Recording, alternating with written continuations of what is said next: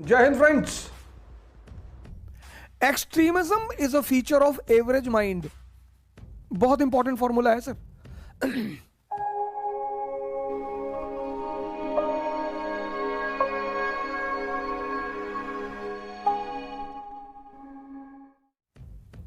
Extremism is a feature of average mind. Whenever you go to the extreme extent, extremism is a feature of average mind. लोग जय श्री राम बोलते हैं। कभी आपने सुना किसी को जय श्री लक्ष्मण बोलते हुए? भगवान वो भी है, लेकिन लक्ष्मण जी एक्सट्रीमिस्ट हैं। दोनों लोग लंका जा रहे हैं, समंदर सामने पड़ा, रामचंद्र जी ने हाथ जोड़ लिया। When you have power and you respect protocol, you become great. Whenever you have power and you respect the protocol, मैं तो बहुत सारे लोगों से मिलता हूं, तो उनको पावर चाहिए शो करने के लिए। Power is to serve. Power का ये सबसे बड़ा प्रिंसिपल है, पावर इज टू सर्व। जो सर्व कर रहे हैं वो भगवान बन गए, जो मिसयूज कर रहे हैं वो शैतान बन गए। पर पावर दोनों के पास है। हम क्यों प्रभु राम कहते हैं? भगवान है या तो ग्राम प्रधान, उसका लड़का बोलेरो पे से हाथ उल्टा करके खड़ा है कि पापा प्रधान है, तो विधायक हो गए तो वो आसमान में छेद करने पे तैयार है। किसी के फादर मिनिस्टर है, वो तो कायदे से बोलता ही नहीं।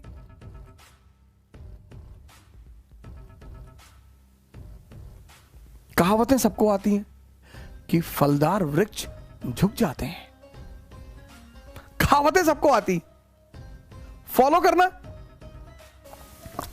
राम भगवान है, हाथ जोड़ रहे हैं समंदर को। लक्ष्मण जी गुस्सा भी कर रहे हैं कि भगवान आप तीनों लोग को चलाने वाले, प्रॉपर आईएएस, फर्स्ट रैंक था आपका आईएएस में, आप हाथ जोड़ रहे हैं। अरे 3 दिन तुलसीदास जी ने कितने प्यार से लिखा, विनय न मानत जड़ जल 3 दिन गए 3 दिन बीत, और बोले राम सकोप तब भय बिन होए न प्रीत। 3 दिन, एक दिन नहीं सर, 3 दिन। अब तीसरा दिन भी जब वो नहीं सुन रहा है, तब उन्हें लक्ष्मण की तरफ पलटना पड़ा कि तू सही कह रहा था, निकाल लेके 47। और फिर समंदर देवता बाहर आते, हाथ जोड़ते कि प्रभु गलती हो गई। लक्ष्मण राम लंका पहुंचते हैं। वहां भी आप देखिए उनका पहला स्टैंड क्या है? मॉडरेट स्टैंड है। उनका मॉडरेट लीडर कौन है? कौन है उनका दादा भाई Naoroji? Vibhishan. Petition and prayer. Vibhishan हाथ जोड़ते हैं रावण के सामने कि सरकार प्लीज छोड़ दीजिए, किसी की पत्नी है, वैसे भी यह अधर्म है। उसने दादा भाई नरोजी को भगा दिया। तो फिर second phase extremism. Angad and Hanuman extremist है, Swaraj is our birth right, लेके जाएंगे। जब वो भी नहीं माना तो फिर रेवोल्यूशनरी टेररिज्म। तब रामचंद्र जी ने कहा कि नहीं, मारना पड़ेगा, इसको उड़ाना पड़ेगा। किसी चीज का एब्रप्टली विरोध करना, that is why enlightened mind is always a typical mind for others. Always. Gandhi सबको समझ में नहीं आ सकते, लक्ष्मण समझ में आएंगे, एकदम समझ में आएंगे, बहुत सही आदमी है, तुरंत गन निकाल लिया। गांधी नहीं आ सकते। An enlightened mind is generally a typical mind.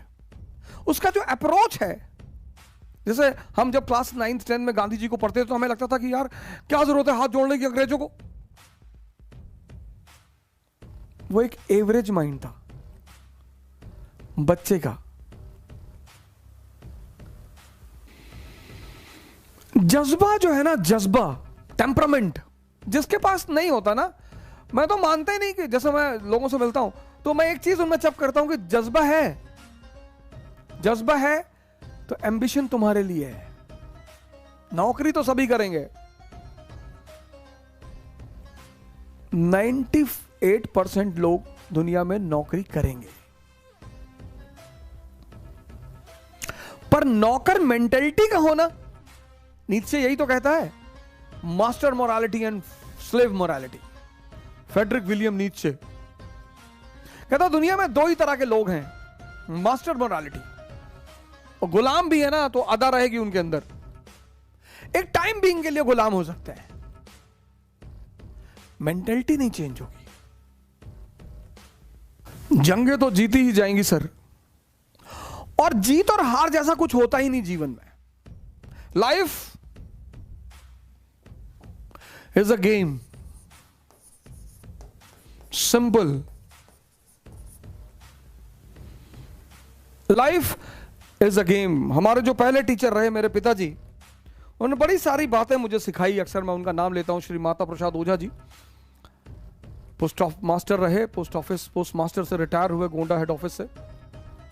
Retirement तो वो हुए वजीरगंज पोस्ट ऑफिस से, लेकिन बड़ी आम सी जिंदगी शुरुआत की, बड़ी कॉमन सी जिंदगी उन्होंने शुरुआत की। शायद जैसा कि वो मुझे बताते हैं कि मेल बॉय हुआ करते थे, मेल डिलीवर किया करते थे, मेल प्यून हुआ करते थे, और तार मैसेंजर हुआ करते थे, फिर पोस्टमैन थे, फिर डिपार्टमेंटल एग्जाम देते चले गया और ग्रोथ होता चला गया। तो मुझसे कहते थे कि बेटा देखो, जीवन में मैं तो बहुत कुछ नहीं कर पाया, शायद मैं उतनी हिम्मत नहीं जुटा पाया, लेकिन उन्होंने कुछ चीजें मुझे सिखाई। उनमें से एक ये भी कहा ये जो डिफीट वर्ड है ना, डिफीट कुछ दुनिया में वर्ड बनाई है, एरिस्टोक्रेसी ने बनाया है। जो शाही वर्ग है ना, इसने कुछ शब्द बनाए हैं, ये खुद तो नहीं मानती। जैसे राहुल जी हैं, इतने इलेक्शन हार चुके हैं, उनके नेतृत्व में कांग्रेस हार चुकी है, लेकिन फिर भी लड़ते हैं। वहीं पर एक कॉमन लड़का आईएएस का पहला प्रीलिम्स देता है, फेल हो जाता है, वो डिप्रेशन में चला जाता है। तो ये वर्ड जो डिफीट है, ये कॉन्स्पिरेसी है। इस वर्ड, कुछ वर्ड है दुनिया में, उनसे आप बचिएगा। डिफीट जैसा कुछ भी नहीं होता, कुछ भी नहीं होता। When you are struggling, struggle is a very good thing in life. No one will be there in your life, and that's very good. तपस्या करते वक्त कहां लोगों की जरूरत है ही नहीं। Buddha is wandering in entire northern India, पूरे उत्तर भारत में बुद्ध घूम रहे हैं। जब वो घूम रहे हैं, उस वक्त एक दो लोगों का नाम सामने आता है।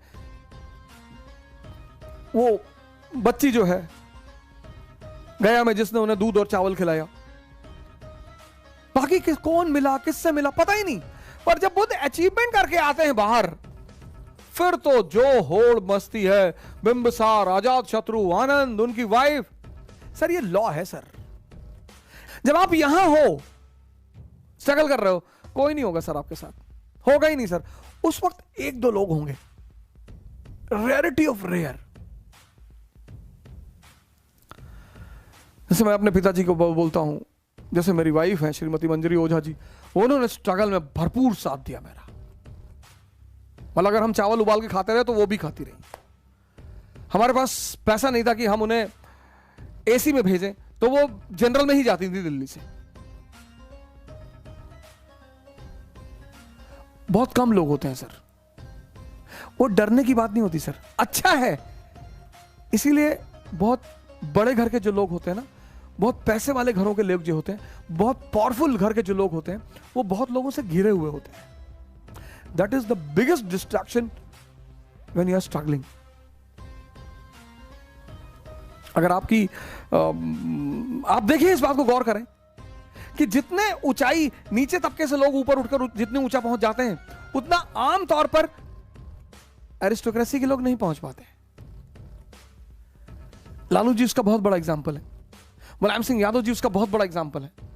एज अ पॉलिटिशियन वो कैसे थे वो मुझे नहीं पता, उस पर मैं चर्चा नहीं करूंगा। मायावती जी उसका बहुत बड़ा एग्जाम्पल है, क्योंकि जितने लोग आपके पास रहेंगे उतना डिस्ट्रैक्शन।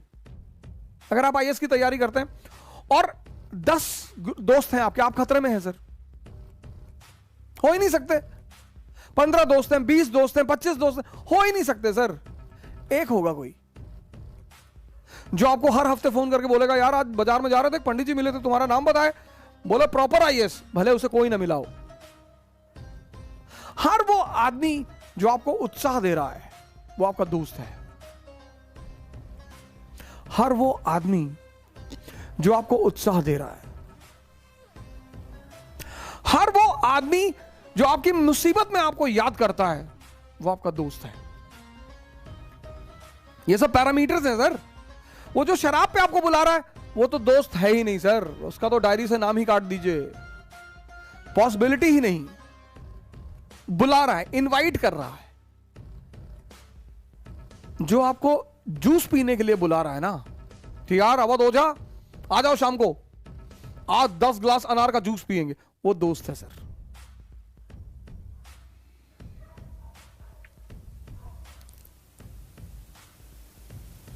समझना ही तो महानता है सर। डिफीट जैसी कोई चीज नहीं होती सर।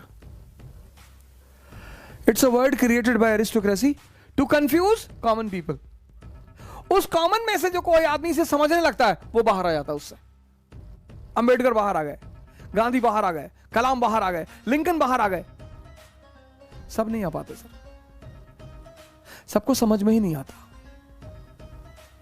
लोग हंसेंगे मेरे ऊपर, हंसने दो। हम कौन सा मुगल खानदान से हैं कि लोग हंसेंगे तो हमारा कुछ बिगड़ जाएगा। और अगर आप हैं तो फिर आप चिंता करिए, हम तो नहीं थे।